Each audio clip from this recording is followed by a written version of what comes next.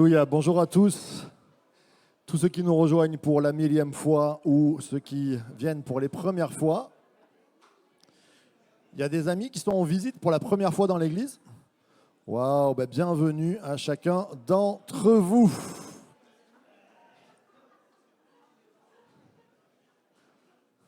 Enzo, c'est la première fois. Sois béni. Alléluia. Bonjour aussi à toute l'équipe de Marseille qui est montée là. Oui. Je ne sais pas pourquoi vous êtes montés. Mais... Alors on attaque la nouvelle thématique de tout l'été, Summer Church. Alors que ça s'affiche s'il te plaît. Summer Church, on est ensemble pendant tout l'été 2025. Alors Summer Church, pourquoi? Oui, on a traduit tout à l'heure. C'est l'été à l'église ou... L'été église. C'est l'église dans l'été, c'est l'été dans l'église.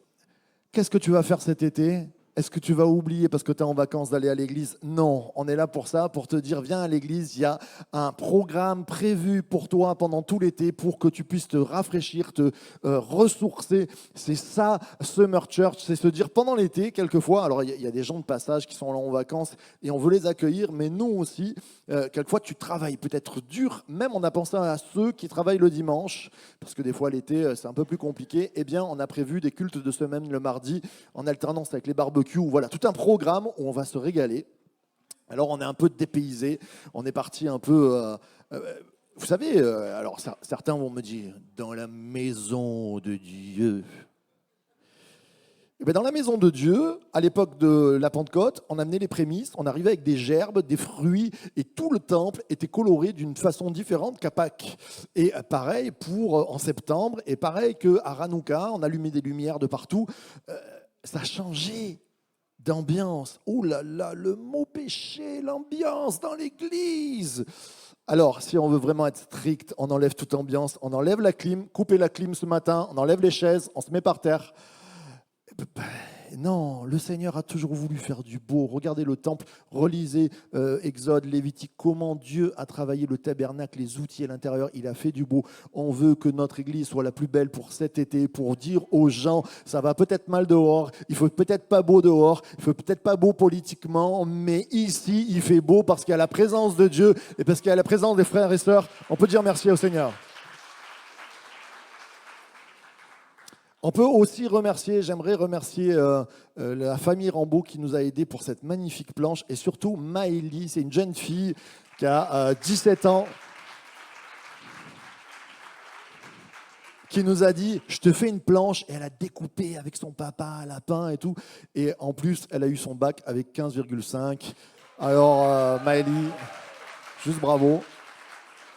Félicitations à tous ceux qui ont eu leur brevet, le brevet on ne sait pas encore, le bac, et vraiment on peut applaudir toute notre jeunesse là.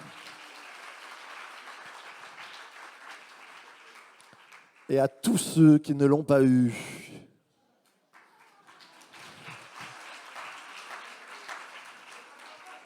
On ne va pas te mettre de fessée, on va se culpabiliser nous, on n'a pas assez prié pour toi. Vous avez prié pour les bacheliers? Si vous ne l'avez pas fait, l'an prochain, vous le faites. Alléluia. Alors, Summer Church, c'est de la fraîcheur, c'est de la revitalisation. Et le premier titre de mon message sera « Il fera chaud en enfer ». Ouh! Ce matin, ils sont prêts à applaudir à tout ce que je vais dire. Il fera chaud en enfer. Alors là, il y a des amis qui se disent « J'ai amené des amis pour la première fois ». Il nous a sorti Summer Church, mais on n'avait pas prévu le coup derrière. Il fera chaud en enfer. Alors pourquoi cette thématique? Parce que déjà, faut prévenir quand même un petit peu les personnes qu'il y a un après. Et un après la vie, il y a un endroit qu'on appelle le paradis, qu'on appelle la présence de Dieu, le royaume des cieux, où on sera. Et il y a un enfer aussi, parce qu'il y a une justice. Je ne vais pas rentrer là-dedans, mais il faut quand même se préparer un jour ou l'autre. On va mourir, on ne peut pas vivre comme si on allait vivre éternellement. C'est pas, enfin, oui, mais sur cette terre, un jour ou l'autre, ça s'arrête, notre corps. Et il faut peut-être réfléchir un peu, et peut-être que ça va vous faire réfléchir. mais aussi dire à tous ceux qui disent « Waouh, super, enfin, on va prêcher l'enfer », vous dire juste que prêcher l'enfer et prêcher la peur de l'enfer n'a jamais converti personne, n'a jamais aidé à aimer Dieu. Et je ne suis pas là pour prêcher en disant « Vous allez tous mourir et partir en enfer dans les feux de la géhenne, parce que l'enfer, ça représente la flamme, tout ça. Et maintenant, repentez-vous, race de vipères. » Et alors, certains me diraient « Mais oui, c'est... » Mais vous savez, je préfère, et ce qu'on va prêcher ce matin, c'est que l'amour de Dieu est tellement grand qu'il veut nous sauver de nos enfers et de l'enfer qu'il y aura après. L'amour de Dieu est tellement puissant, et c'est là où je veux t'amener. Peut-être qu'on t'a prêché l'enfer. Vous savez, je ne crois pas que pour aimer quelqu'un, il faut prêcher la peur. Et comme je dis assez souvent, quand Ambre m'a rencontré et que je lui ai dit « je t'aime », elle ne m'a pas dit « virgule, je t'aime, mais attention, si tu ne te maries pas avec moi, je t'envoie les avocats de mon père, de mon grand-père, et tu vas, sur 10 générations, tu seras endetté, tu vas aller en prison si tu ne te maries pas avec moi, si tu ne signes pas à la mairie. » J'aurais peut-être été un peu forcé de le faire. Heureusement, merci Seigneur, tu ne l'as pas fait. Gloire à Dieu. Non, elle m'a laissé libre de l'aimer. Et ce que Dieu veut faire avec nous, c'est pas te mettre un grand panneau en disant « Attention à l'enfer, tu vas partir, tu vas être jugé » du tout. Il veut te dire « Je t'aime plus que toute chose sur cette terre et je veux t'éviter de souffrir. » Et je vais t'éviter de souffrir aussi ici-bas. Alors, pourquoi ce matin parler de ça? Et pourquoi ce titre? En même temps, il fera chaud en enfer. Ça vient d'une vieille phrase que j'ai entendue. J'étais à Antibes adolescent et j'étais avec mon copain David et son grand-père était pasteur à la retraite. Et un jour, on revient de la plage et on aurait pu aller, comme les jeunes, je sais pas, boire un coup, aller en boîte de nuit, tout ça, mais il y avait une réunion le soir et nous, on y est allés. Parce qu'on s'est dit, on veut y aller. Et quand on est rentré, le grand-père, on était en Bermuda tous les deux, et le grand-père, il a regardé, non, moi je crois que j'avais un jean, heureusement, j'étais un peu plus sanctifié. Et c'est David, le grand-père, il a dit « Qu'est-ce que c'est ça ?» Et David, il a dit « Mais papy, il fait chaud. » Et là, la phrase du papy a été « Il fera chaud en enfer aussi. » Et là, je me suis dit, et ça fait 25 ans que ça tourne dans ma tête, alors c'était rigolo, mais c'est pas si rigolo que ça. Parce que je me dis, c'est un peu schizophrénique, la pensée qu'on te prêche toute l'année et il faut être comme David, un homme au cœur de Dieu, où on te dit, le principal, c'est vraiment le cœur, mais le principal, véritablement, c'est quand tu passes les portes de l'église, comment t'es habillé? Est-ce que ta jupe, elle est à la hauteur pentecôtiste, ou baptiste, ou darbiste? Darbiste, c'est le top. Tu as les chevilles. Est-ce que tu as les bretelles ou tu n'as pas les bretelles? Est-ce que tu as un bermuda ou tu n'as pas un bermuda? Et ça change tout, ta consécration. En fait, comment tu es habillé, ça veut dire comment tu es consacré. Mais easy, quoi. Et certains d'entre nous avaient les codes faciles. On mettait le costume comme il fallait. La cravate, j'ai mis la cravate quand même, je suis sauvé ce matin. Et on rentrait. Mais c'est pas ça. Dieu regarde au cœur. Et ce matin, j'aimerais nous amener à nous dire ce qui va nous amener en enfer, ce n'est pas la tenue. C'est ce qui est au fond de notre cœur. Et j'aimerais te parler de ça ce matin. C'est pour ça que j'ai osé un bermuda ce matin pour dire ce n'est pas ça qui va faire que je pêche ou non. Alors oui, il y a des limites, je suis d'accord, on ne va pas rentrer là-dedans. Mais ce qui est important, vous savez, Jésus, s'il venait prêcher ce matin, il serait en robe. Hein. Vous ne le faites pas prêcher parce qu'il est en robe. Enfin, de son époque.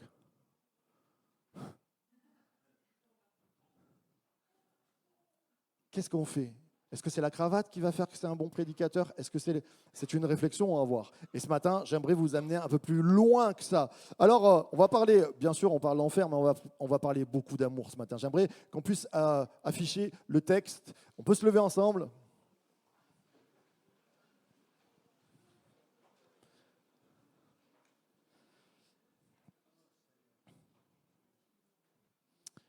Ça, c'est le premier verset que j'ai connu par cœur. J'avais 10-11 ans et je me rappelle un jour, le pasteur était en prédication, ça a été mon premier moment de gloire dans l'église. 10 ans et demi, je venais d'arriver à l'église et j'aimais vraiment la parole de Dieu. Et le pasteur, il dit, et Jean 3,16, qu'est-ce que c'est? J'ai levé le doigt. Et il me dit, et devant tout le monde, je dis, car Dieu a tant aimé le monde. Ça, c'est un verset, on doit le savoir par cœur, mais on doit le vivre par cœur. Tu dois comprendre ce que ce message est en train de passer. Parce que l'enfer, oui, il y a un enfer, mais plus grand que l'enfer, il y a l'amour de Dieu. En effet, Dieu a tant aimé le monde. Pas un petit peu, pas il s'est dit en passant, j'ai une créature, je l'avais oublié. Non, Dieu a tant aimé le monde. Il a une passion pour lui qu'il a donné son Fils unique, c'est-à-dire Jésus-Christ. Il a donné afin que quiconque croit en lui ne périsse pas, mais ait la vie éternelle. Dieu, en effet, n'a pas envoyé son Fils dans le monde pour juger le monde, mais pour que le monde soit sauvé par lui. Amen, amen et amen. Ce matin, je ne viens pas regarder s'il y a un bouton de trop ou un bouton de pas assez sur la chemise de Marco. Je ne suis pas là pour venir juger le monde. Je suis là, ici, pour dire il y a un salut en Jésus-Christ. Un salut par rapport à l'enfer, bien sûr, qui va venir, mais aussi, vous savez, ça c'est comme le royaume des cieux. On prêche souvent, le royaume des cieux, il commence dès maintenant. Ça ne sera pas que dans l'éternité. Il y a des personnes qui ont vécu des enfers sur cette vie. Et là, je suis là ce matin pour te dire, tu as peut-être vécu un enfer dans ton enfance. Tu es peut-être en train de vivre un enfer, mais je voudrais te parler de l'amour qui sauve. L'amour qui te sauve de ton enfer.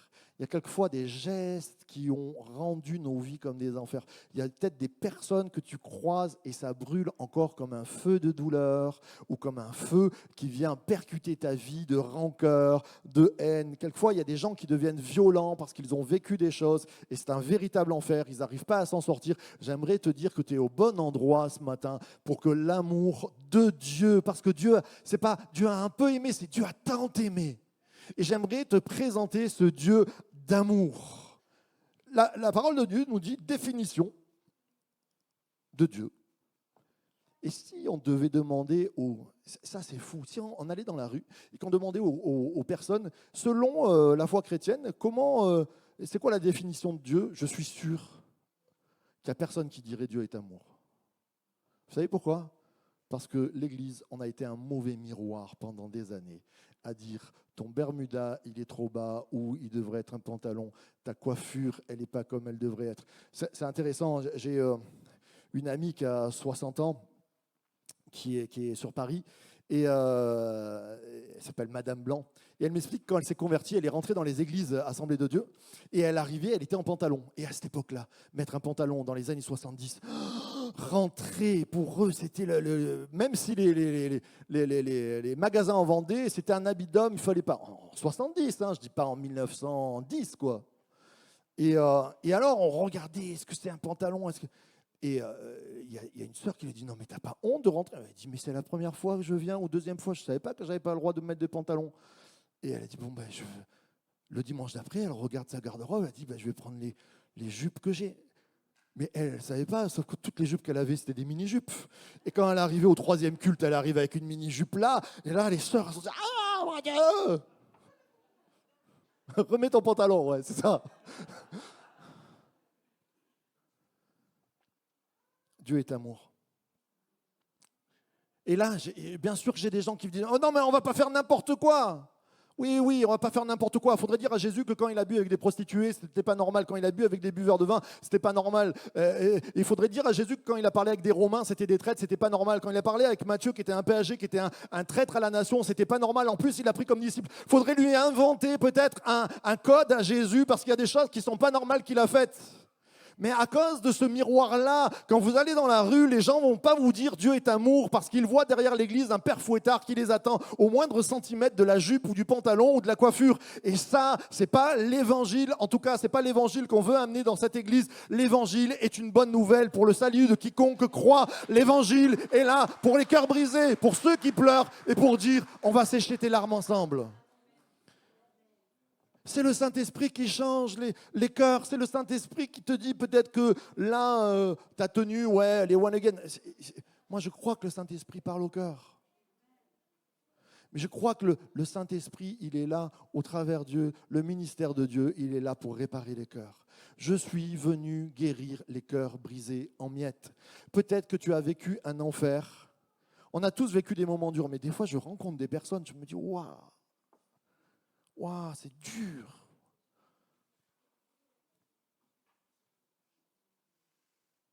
C'est dur des fois la vie. Et on a vécu des souffrances. Et l'amour de Dieu, j'aimerais juste te parler de ce mot de tant aimer. Dieu est passionné par toi. Dieu est passionné par toi. C'est ça le Dieu que je veux te dire dans la Bible. Dieu est passionné par toi. Tu ne peux pas être pas passionné si tu envoies ton fils. Il a donné son fils en rançon, il a donné Jésus, il a donné ce qu'il avait de plus précieux, mais c'est qu'il est passionné par toi. Le cœur de Dieu, chaque matin que tu te lèves, il est en train de regarder comment tu vas aller. Il veut te faire rencontrer cette paix, cette joie qui dépasse toute circonstance. Alors oui, certains vont me dire, mais s'il est amour, pourquoi il y a la guerre? Pourquoi il y a des problèmes? Moi j'ai vécu ça dans mon enfance? Mais Dieu nous a tant aimé qu'il nous a donné la liberté de l'aimer ou de ne pas l'aimer, de faire le bien ou de faire le mal. Il n'a pas mis un bouton sur Marc Ambrogio, tu vas m'aimer, tu vas être parfait.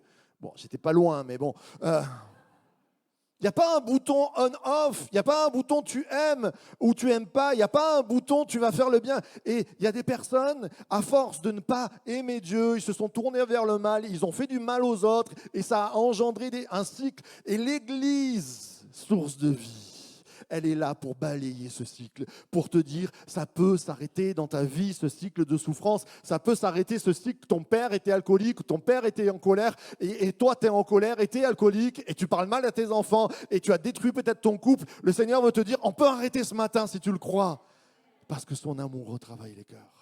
C'est cette passion. Et oui, il fera chaud en enfer. Et oui, on a chaud. Vous savez, quand je parle d'enfer sur terre, il y a des gens, c'est chaud chez eux. Il y a de la braise tout le temps, il y a des flammes tout le temps, il y a de la colère. Ils n'arrivent pas à passer sur des bons moments, il n'y a pas de paix. Le Seigneur veut te dire, moi je suis un fleuve d'eau vive. Celui qui vient à moi, alors je lui donnerai ce fleuve d'eau vive. Il n'aura plus jamais soif. Des fois, il fait soif spirituellement. Quelquefois dans nos vies, on se sent, même nous en tant que croyants, on a besoin de ce que Dieu vienne parler à nos cœurs. Dieu est amour. J'aimerais qu'on puisse mettre la 6, s'il te plaît. Tu peux mettre la 6? On le reverra tout à l'heure, mais c'est Jean, l'évangéliste Jean, c'était un apôtre, c'était l'ami de Jésus. Et c'est celui qui a été le plus proche. Il a été à la croix. On pense qu'il a commencé avec Jésus, il devait avoir 16, 17, 18 ans, par là. C'était le cœur à cœur. Il nous a dit que quand il mange avec lui, des fois, il met sa tête sur son épaule ou sur sa poitrine. Il est très proche. Et il va souvent parler d'amour, parce qu'il a reconnu que Jésus était amour. Il a reconnu en Jésus que Dieu nous avait aimés. Et il va dire, ces versets magnifiques qui se trouvent dans, ça c'est pas l'évangile, mais dans l'épître, pour ceux qui, 1 Jean au chapitre 4, « Bien-aimés, aimons-nous les uns les autres, car l'amour vient de Dieu. Et toute personne qui aime est née de Dieu et connaît Dieu, car l'amour vient de Dieu. » Tu peux enlever. L'amour vient de Dieu. Si on témoigne aux gens à l'extérieur et qu'on leur dit c'est quoi la définition de Dieu, l'amour, ce n'est pas le premier mot. Il faut qu'on change la donne parce qu'il faut qu'on le vive. Et mes frères et sœurs, je crois qu'on doit être inondés de cet amour. Et ce matin, peut-être que tu viens pour les premières fois. Oui, je te parle d'enfer, mais je peux te dire que tu peux sortir de ton enfer que tu as vécu dans ton passé ou actuellement par l'amour de Dieu. Parce que cet amour est passion. Amen. Et puis, parce que Jésus, fils de Dieu, a vaincu l'enfer. Jésus, fils de Dieu, a vaincu l'enfer. Ce n'est pas juste, il y a un combat, on ne sait pas si on va gagner ou pas. Jésus a vaincu l'enfer. J'aimerais entendre un grand amen, comme dit Alexandra. Je vous ai déjà endormi. En ce moment, on vient de terminer une étude sur le livre des juges. Si vous voulez la revoir, elle est en vidéo, c'est gratuit, c'est toute une étude sur les juges. Puis il y a la partie sur Samson. Samson qui est souvent considéré comme un bad boy en Bermuda, souvent quand on lit l'histoire de Samson, ça nous dérange. Et j'aime amener une autre vision de Samson où quand vous regardez dans le texte précisément, je crois que c'est vraiment un type de Christ. Il est christologique dans beaucoup de choses qu'il fait. Ça vous choque? Écoutez le cours et on en reparle. Et il y a ce moment où il nous est dit que Samson va à Gaza. Et il y a tous les Philistins qui sont là. Et je parle dans mon cours que les Philistins nous ressemblent. C'est-à-dire que les Philistins, c'est ce peuple étranger aux promesses. ce peuple étranger à la vue, mais que Samson vient combattre pour qu'ils sortent de leur enfer.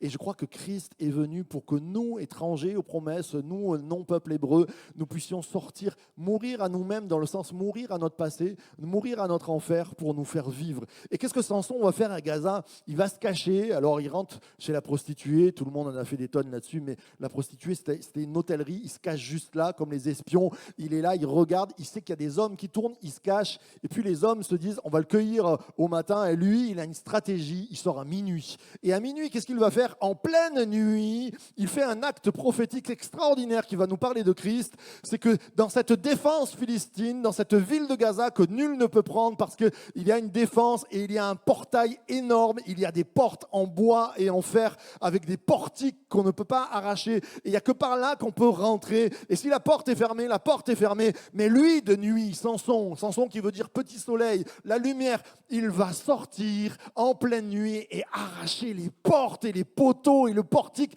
Qu'est-ce qu'il va en faire? Il va le porter sur son dos. Il va monter à Hébron. Hébron, ça veut dire la montagne de l'Alliance. Et il va dire, j'ai brisé les portes de la muraille philistine et pour créer une nouvelle alliance. Et moi, ça me rappelle Jésus qui dit à Pierre, je te donne, Pierre, je bâtirai mon église. Tu es Pierre et sur cette pierre, je bâtirai mon église et les portes de l'enfer n'y prévaudront point contre elle. Comme Samson qui arrache les portes, Jésus a arraché les portes. Et parce que Jésus est ressuscité, alors peut-être que je t'ai perdu, tu es là pour les premières fois, tu dis Samson, Jésus, quoi? Ce que je veux te dire, c'est que Jésus est ressuscité, c'est le seul qui est ressuscité. Et même les historiens se disent, il s'est passé quelque chose. Les historiens qui ne sont pas chrétiens, ils disent, normalement, tu tues le leader, il n'y a plus rien. Là, le leader est mort, ça part en effusion. C'est la seule histoire où un groupe d'hommes croyants ou révolutionnaires ou rebelles, quand le chef est tué et que ça prend un essor. Pourquoi? Parce que Christ n'est pas mort, Christ est ressuscité. Il est resté 40 jours avec eux, il a arraché les portes de l'enfer. Les portes de l'enfer n'y prévaudront point contre elles. Il y a des forteresses dans nos vies. Il y a des murailles, des fois, qu'on s'est construit à force de prendre des coups, à force d'avoir été abusé, à force d'avoir eu des mauvaises paroles. Peut-être qu'on était trop fragile, on est devenu très dur. Et il y a des murailles qui se sont construites. Dieu veut te dire, dans cet enfer, je vais arracher les portes pour que tu aies de la joie ce matin. J'aimerais entendre un grand amen. L'amour qui sauve et l'amour qui transforme. Je crois que ce matin, on vient tous pour être sauvés, mais aussi on vient pour être transformés. Et là, je parle encore plus aux croyants. Vraiment, on a besoin de changer. Il y a Billy Graham qui disait, j'ai essayé de le traduire, je lisais un livre en anglais, et il dit, être à l'église ne fait pas forcément de toi un sauvé, une personne qui ne va pas en enfer. C'est un peu comme être dans un garage, ça ne fait pas de toi une voiture. C'est pas parce que tu es dans un garage que tu es une voiture, tu restes un être humain, on est d'accord? Eh bien, c'est pas parce que tu es là ce matin que tu es fortement sauvé. Et j'aimerais voir avec vous, souvent, attention, je sens que je vais être lapidé sur place, mais c'est pas grave, une fois de plus.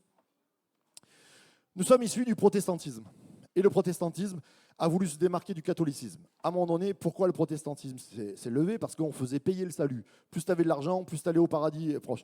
Et donc, le protestantisme s'est levé en disant, ce n'est pas les œuvres qui sauvent, c'est la foi. Alléluia, on est tous d'accord là-dessus. Celui qui croira sera sauvé, celui qui ne croira pas sera condamné. Mais, avec tout ça, on en a oublié qu'il y a des choses qui nous condamnent.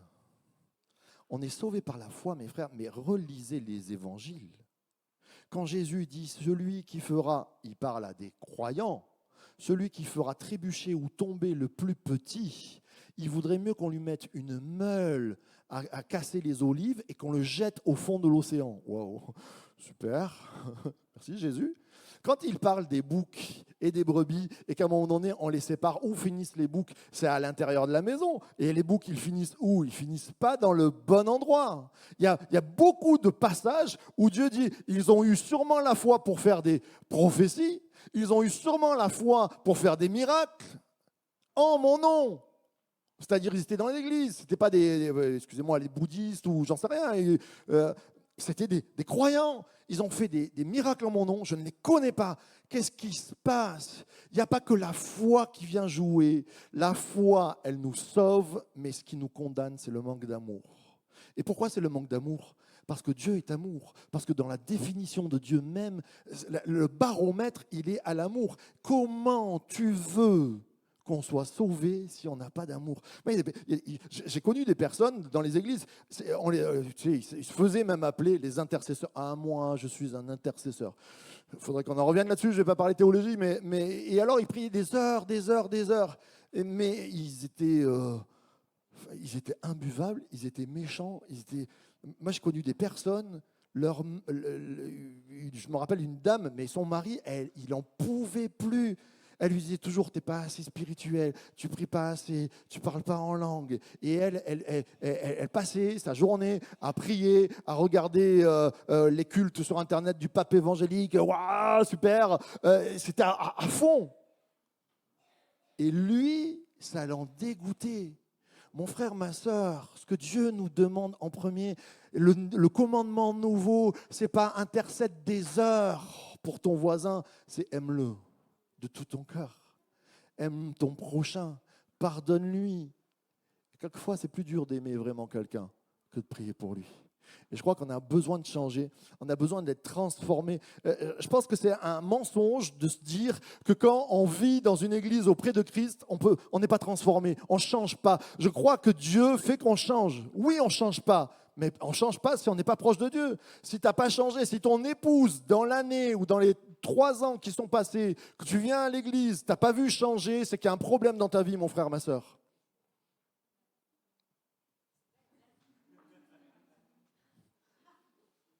Mais notre caractère, il doit être meilleur qu'il y a 2 ans. Que vos progrès soient évidents pour tous. C'est pas... oh là là, je ne sais pas. Je vais parler d'un truc, je vais essayer de ne pas dire les noms. Cette semaine, je suis tombé sur une vidéo qui disait, oui, d'un prédicateur de renom que j'aime beaucoup, mais qui disait, oui, il y en a qui se filment, des Instagrammeurs dans leur voiture et des TikTokers devant une piscine ou sur un bateau. Eh bien, mais c'est péché parce qu'il vaudrait mieux qu'ils passent 3 heures dans la prière. Wow, j'ai dit, mais il a craqué, le frère. Et je l'aime de tout mon cœur. Mais moi, je dis merci à Léana Deli, par exemple, qui est une Instagrammeuse. Moi, je ne comprends rien dans ses vidéos. Et elle parle, elle est tout le temps comme ça et tout ça. Et elle est devant une piscine ou pas. Mais ce que je sais, c'est que quand moi je parle, Noah ne me comprend pas du haut de ses 14 ans. Bon anniversaire à ma fille qui vient de les avoir, d'ailleurs. Mais elle va comprendre Léana Deli. Parce qu'elle va parler à son cœur d'une façon que moi, je ne peux pas parler. Et je dis merci Seigneur pour cette sœur qui est là. Je dis merci Seigneur à Konosko qui est sur un bateau en train de dire c'est le son de l'été, en train de louer le Seigneur. Moi, je dis c'est pas le son de l'été, ça, c'est pas du rock, il n'y a rien qui me plaît. Mais je dis ça parle à une jeunesse, ça parle à une jeunesse qui est en perte de repères et qui trouve là-dedans tellement de bonnes choses. Je dis gloire à Dieu pour Konosko. Et on peut dire gloire à Dieu pour Konosko, pour Léana Deli, pour toutes ces personnes qui sont là. Et ce que je veux dire, c'est que quand tu commences à toucher, à dire, toi, avec ton pantalon bleu, mais c'est une honte, c'est péché, parce que normalement, il nous faudrait un pantalon en lin pour prêcher l'Éternel. Et en plus, il faudrait prier 3 heures. Qu'est-ce que j'en sais que Konosko, il ne prie pas 3 heures par jour? Est-ce que je suis allé dans sa vie pour voir si Konosko, il ne prie pas 3 heures par jour? Est-ce que je le connais vraiment? Est-ce que les 3 heures par jour de prière, c'est ça que je dois mettre en avant? Je suis un homme de Dieu, regardez. Est-ce qu'on a mis en avant qu'on a prié on s'est levé à 5h30 pendant 100 jours? C'était juste un plaisir de le faire. On n'est pas là en train de se targuer. Moi, je prie plus que vous tous. Ça me rappelle un jour quand on était avec Patrick Salafranc. C'est un peu un mentor, Patrick Salafranc. Et on était des jeunes loups, là, tu sais, on aimait bien prier, jeûner. Et alors, avec mon copain Nicolas Salafranc, qui était son fils, on a commencé 3, 4, 5 jours de jeûne, et puis on passait jeûne et prière. Pas des trucs de Daniel, là, hein. C'est même pas un jeûne, le jeûne de Daniel. Je veux pas juger, mais tu manges des légumes, c'est pas un jeûne.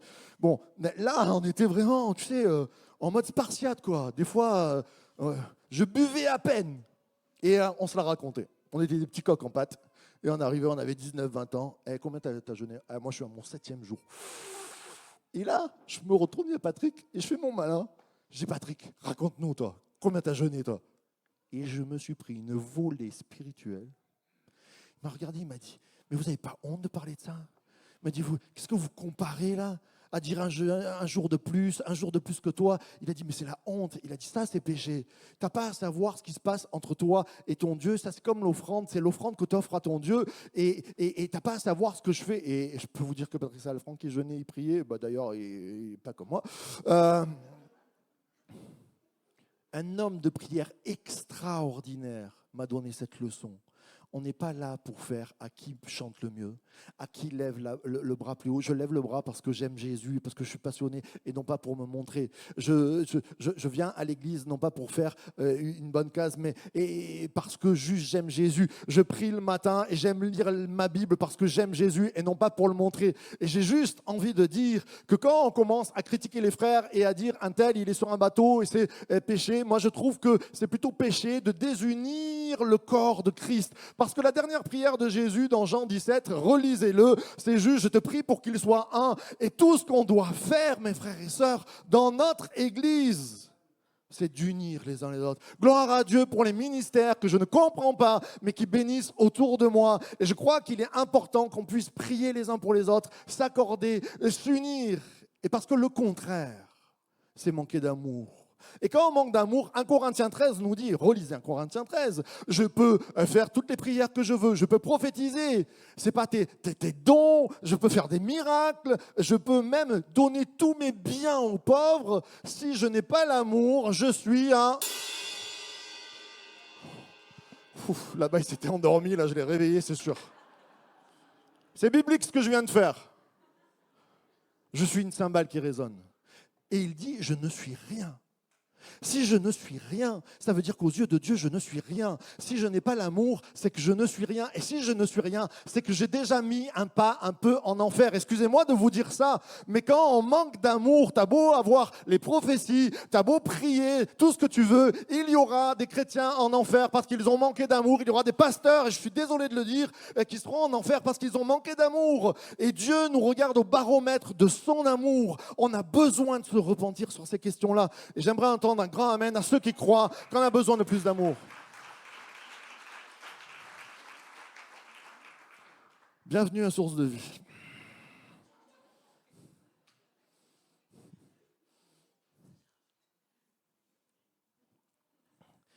Source de Vie, The Church to Be.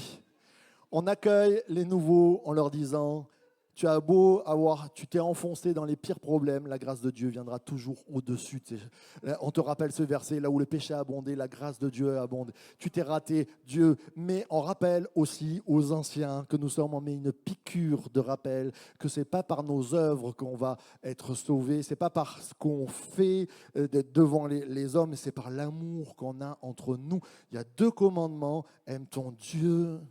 Et si tu aimes ton Dieu, tu aimes ton prochain. Et si tu aimes ton prochain, tu le pardonnes, tu fais tout pour qu'il y ait du pardon entre vous. Ça devient compliqué.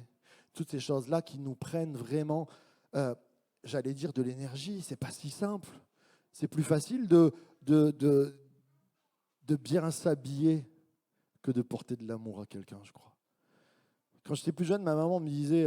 on lisait 1 Corinthiens 13 ou ce verset qui nous dit 3 choses demeurent, la foi, l'espérance et l'amour, mais le plus grand c'est l'amour. C'est 1 Corinthiens 13.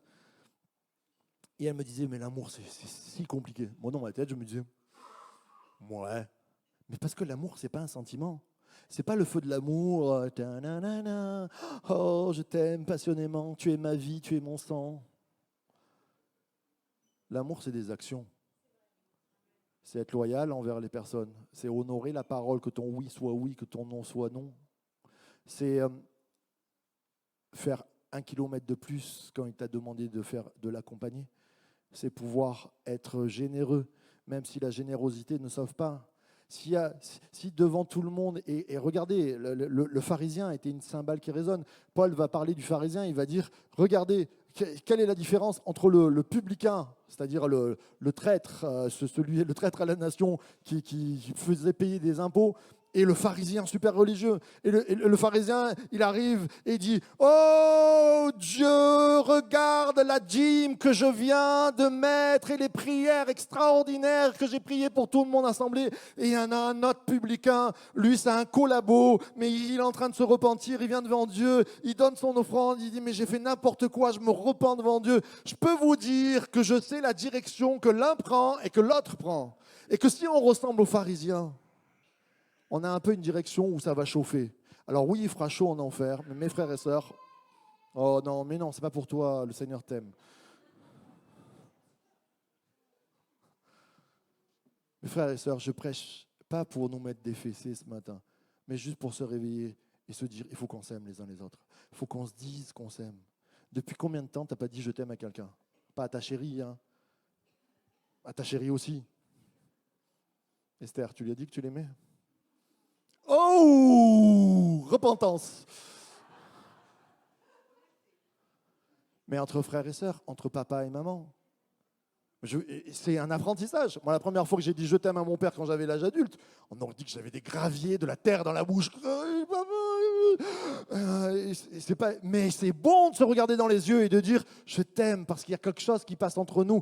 C'est ce que Dieu veut, que nous soyons un peuple d'amour. Si on n'est pas reconnu comme l'église la plus prophétique, comme l'église où il y a le plus de miracles, comme l'église où peut-être la plus théologique, mais si on est reconnu pour l'église qui a le plus de bonté et qui aime le plus, moi ça me va. Parce que je sais que chacun d'entre nous, on sera auprès de Dieu et que ça va nous sauver de l'enfer. Amen.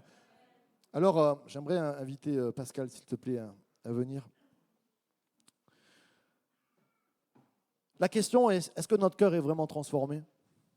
Et comment changer? J'ai oublié Je devais prendre un outil que je n'ai pas pris, mais vous connaissez tous le pistolet à colle. On est d'accord? Et le pistolet à colle, comment ça marche? Vous avez un bâton de colle d'un côté, vous avez un pistolet qui va réchauffer la colle, et vous avez deux objets, et vous mettez de la colle au milieu, et ça prend. Et combien de fois, dans les églises, j'ai entendu « Maintenant, Ambre, tu vas demander pardon à Marc. » Oui, il faudrait quand même. Mais tu vas l'aimer maintenant. Et toi, Steve, tu vas aimer ton frère qui est derrière parce que tu lui as fait... Tu sais, on se croirait dans la cour d'école, des fois, les pasteurs. Maintenant, c'est pas bien. Mais ça change rien, ça change pas les cœurs. C'est du moralisme, ça. C'est du moralisme. Je ne peux pas vous pousser, je ne peux pas Nico à lui dire « Nico, maintenant, tu vas aimer un Parisien. C'est un ordre. » Il ne peut pas. C'est exactement comme le pistolet à colle. Si vous prenez la baguette de colle, là, qui est dure, et que vous prenez les deux objets, vous tapez dessus. Vous écrasez. C'est ça le moralisme. Tu tapes sur les objets, tu tapes sur les gens et tu dis « Ah, mais pourquoi tu n'y arrives pas? Ça colle pas. » Mais non, ça colle pas. Il faut passer par le pistolet à colle. Qu'est-ce qu'il a, le pistolet à colle? Il a une résistance qui va réchauffer. Et il faut passer par le Seigneur. Le Saint-Esprit, c'est la résistance qui vient faire fondre notre bâton de colle, qui vient nous unir entre nous. Il n'y a pas de miracle si ce n'est que par Dieu. Et tu n'aimeras pas vraiment, tu aimeras ton copain, mais tu n'aimeras pas les gens que tu dois vraiment aimer comme Dieu veut que tu les aimes s'il n'y a pas le Saint-Esprit qui vient réchauffer ton cœur. Et ce matin, je termine ma prédication en disant oui, on croit en été béni, mais je crois aussi à la présence du Saint-Esprit qui vient sur nos vies, qui vient changer nos vies. On a besoin de se repentir. Repentir, ça veut dire changer d'avis. Ça veut dire waouh, qu'est-ce que je fais? Combien de fois où moi, en tant que pasteur, je me mets là, je me regarde, je dis ça va pas. T'aimes pas assez. T'aimes pas assez les gens qui t'entourent. Et pourquoi? Parce que tu le fais par tes propres efforts. Ouais, je suis sympathique, les gens s'y aiment de ouais, il est sympathique, tout ça. Mais la sympathie, elle a une limite. Et là où il y a une limite, Dieu veut faire fondre ma limite pour m'amener plus loin. Et j'aimerais que ce matin, on puisse se lever ensemble, s'il vous plaît.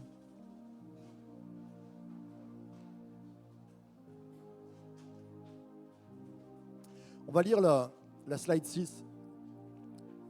Bien-aimés, aimons-nous les uns les autres, car l'amour vient de Dieu. Et toute personne qui aime est née de Dieu et connaît Dieu. Celui qui n'aime pas n'a pas connu Dieu. Waouh, ça pique. Car Dieu est amour. Je leur ai dit, car Dieu est amour.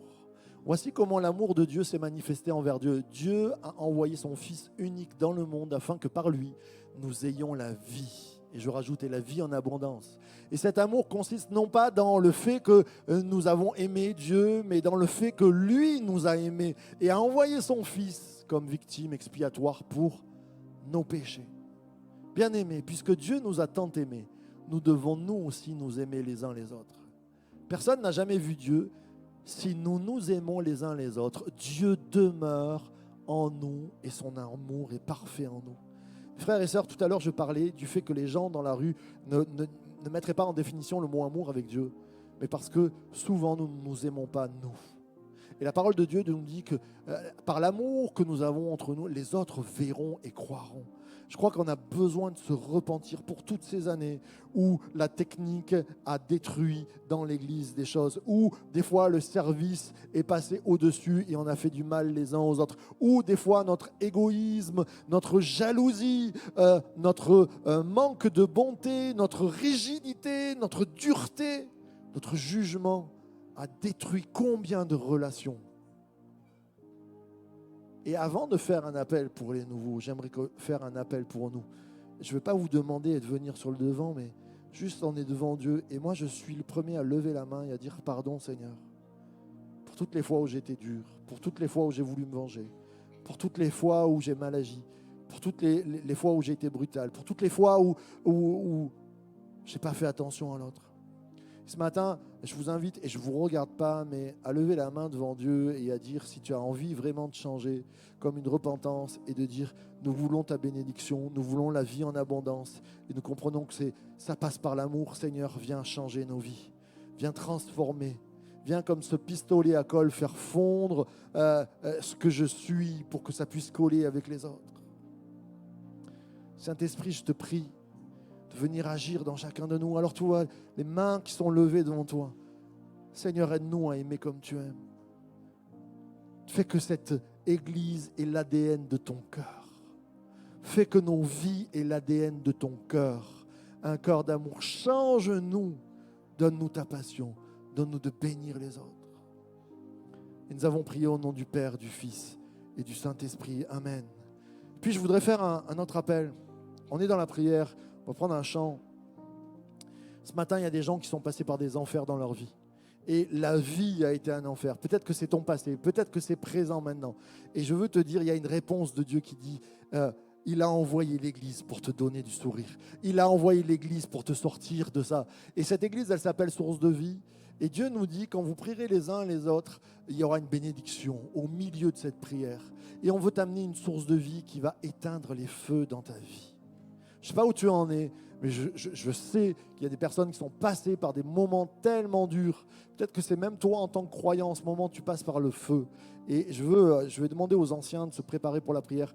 Et je te dis juste, viens, on prie ensemble, afin que le Saint-Esprit enlève ce feu et que l'eau coule sur ta vie. Commencez à vous approcher, on va prendre un temps de louange. On aime prier ensemble. La prière, c'est simplement demander à Dieu ensemble, s'accorder, s'unir pour recevoir la bénédiction. Alors qu'on prend ce temps de louange, approche-toi, prends ce jour, c'est ta minute où tu sors de l'enfer de ton passé ou l'enfer actuel et que la présence de Dieu touche ta vie. Et pendant ce temps-là, l'Église chante, on lève les bras aussi, mais approchez-vous si vous avez besoin de prière. Merci.